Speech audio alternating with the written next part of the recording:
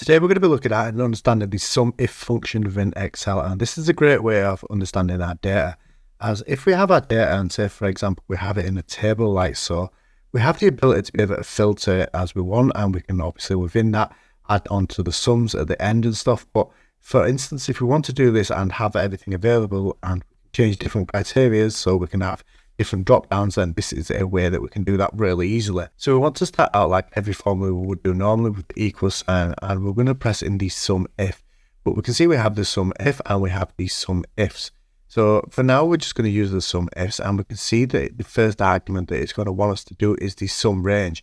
So the first argument is everything that we want to be adding up, and we can press into the first cell and we have the options of just dragging that down there. But if you have 19 or so cells, then it's not too bad. But if you have quite a lot of different cells, then what we can do is click into the first part that we have, pressing the Control Shift and down, and then we're going to select that, which just makes it a lot easier and a lot faster for us to be able to select our data.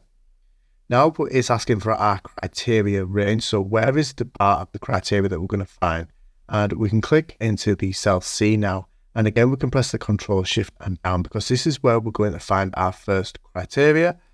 And then we can press the comma again, moving to the last argument now, which is the criteria. So where are we going to find the thing, or what is it that we want to work out so we can add up our total of data there.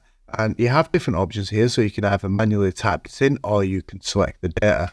So for us, we're just going to type in the data here, and we want the water type, for instance, here. We need to insert the text within double quotes, and once we've done that, then we can just close the parentheses and press an enter. We can see here at this point that it's given us the total for water within this selection here. So the next one that we're just going to quickly demonstrate now is the SUMIFS again, but this time we're just going to show you what this would be if we selected a cell. So we know that our sum range is going to be column E. We can press the comma there. We know that our range, the second part of our criteria that we're going to look at is poison, so we can click that and select down. I'm pressing that, and now we can click into this part here. So we can select the poison there as D2. We can close the brackets out there and press enter. But one issue that you might have with this is, say for instance that D2 there changes, and whenever you change that, it's going to drop it to 0 because it's looking for the value of D2 as the criteria for the whole of the column that you have there. So if that cell changes there, say we change that to water there, and it's going to give you a bit of a skewed thing. So one thing I like to do is just add in the information at the side here.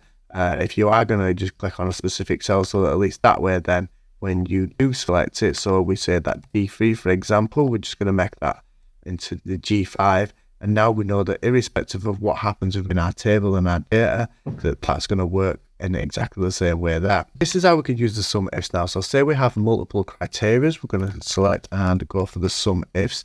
It works exactly the same for the first bit. So we know that the sum range is going to be down in column E. The criteria range for the first part of the criteria is going to be column C. So we'll select into column C and Control Shift down again.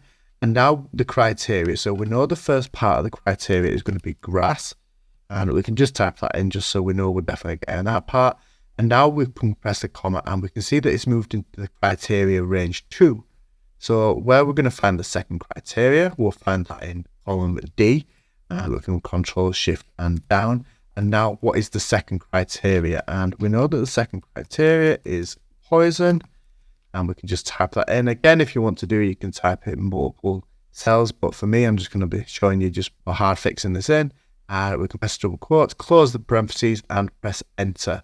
So we can see that within this that we have, so we can see here that it's returned a value of 0, but if we click into the cell, then we can see that it's just me making a spelling mistake. So once we clear the spelling mistake, we can see that we have the grass and poison total of 1,830.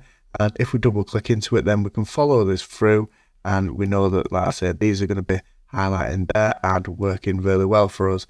But if you have any questions on the SUMIFS there, don't forget to ask them in the comments below, and we'll get back to you as quick as we can.